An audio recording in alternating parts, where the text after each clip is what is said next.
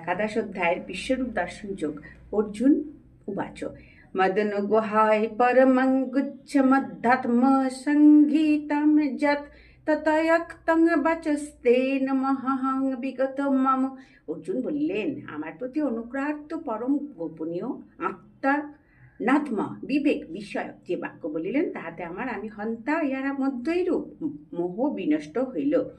ভবাপায় হি ভূতানাং সুত্তৌ বিস্তরস্য ময়া তত্ত কমলপত্রাক্ষমাত মহাত্মপি চাব্বহম। বলছে, হে পদ্মপলাশ লোচন, আমি তোমার নিকট হইতে ভূতগণের উৎপত্তি বিনাশ তোমার অক্ষয় মহাত্ম বারংবার শ্রবণ করিলাম। সরি এতমি তদো যথার্থ তম্মাত্মানং পরমেশ্বর দুষ্টমিচ্ছামি তে রূপমৈশ্বরং পুরুষোত্তম। হে পরমেশ্বর, তুমি স্বীয় স্বরূপ সম্বন্ধে যাহা বলিলে তাহাই রূপ বটে, তথাপি হে পুরুষোত্তম, আমি তোমার ঐশ্বরিক রূপ দর্শন করিতে ইচ্ছা করি। মন্যসে যদি তচ্ছকং ময়া দৃষ্টমিতি প্রভো যোগেশ্বর ততমেদং দর্শনাৎ মৌনমব্যয়ম।